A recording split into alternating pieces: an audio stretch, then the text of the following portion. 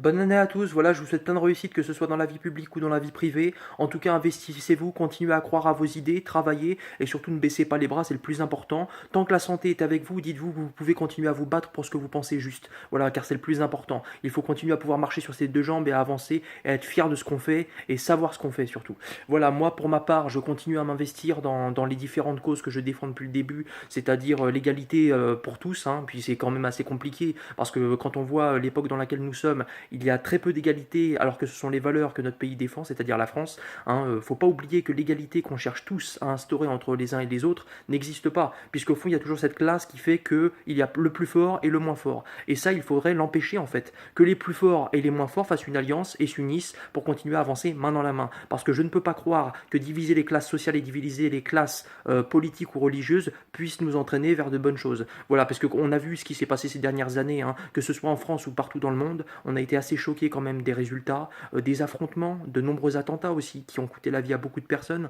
Donc je pense que juste pour ça, on doit faire preuve et acte de nos erreurs et continuer à essayer de faire quelque chose de mieux, c'est-à-dire de s'unir pour la même cause ou pour des causes différentes mais qui se rejoignent au final. Parce que c'est pas parce qu'il n'y en a qu'une que la seule est bonne, hein. Il faut en avoir plusieurs qui se rejoignent. Donc voilà, par rapport à la politique qui va arriver en 2017, c'est-à-dire les élections présidentielles, à savoir à qui voter. Est-ce qu'il y aura un final droite-gauche comme d'habitude ou est-ce qu'il y aura un final droite-extrême droite, ce que vous appelez l'extrême droite, c'est-à-dire le Front National, qui est quand même un parti républicain, il ne faut pas l'oublier. Voilà, donc même si les extrêmes seront en tête ou en finale, il faut se dire que c'est peut-être une évolution, un changement radical qu'il y aura pour la France. Alors est-ce qu'il faut le faire ou est-ce qu'il ne faut pas le faire, ça c'est entre vos mains, ce sera aux urnes que vous le déciderez. Je pense que pour la France qui a été gouvernée ne serait-ce que par la gauche et la droite pendant des années, on voit le résultat là en 2017, on voit le résultat dans lequel nous sommes. Le président François Hollande, après son discours, nous a quand même bien montré qu'il était assez déçu de cette dernière année, sans forcément le dire, mais sur son visage, on a vu aussi la tristesse et on a pu ressentir qu'il était déçu.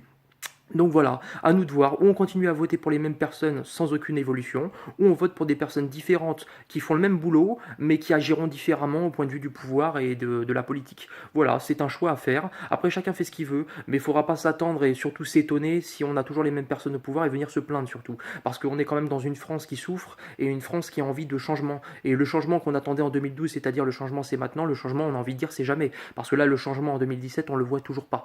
Donc voilà, peut-être que ce sera aux élections présidentielles qu'on pourra assister à quelque chose de phénoménal. Enfin, phénoménal dans le sens un peu exagéré du terme. On sait que c'est toujours après quelques mois qu'on verra les changements. Alors après, est-ce qu'on veut voir du changement ou est-ce qu'on veut rien voir changer? Ça, c'est entre les mains de chacun.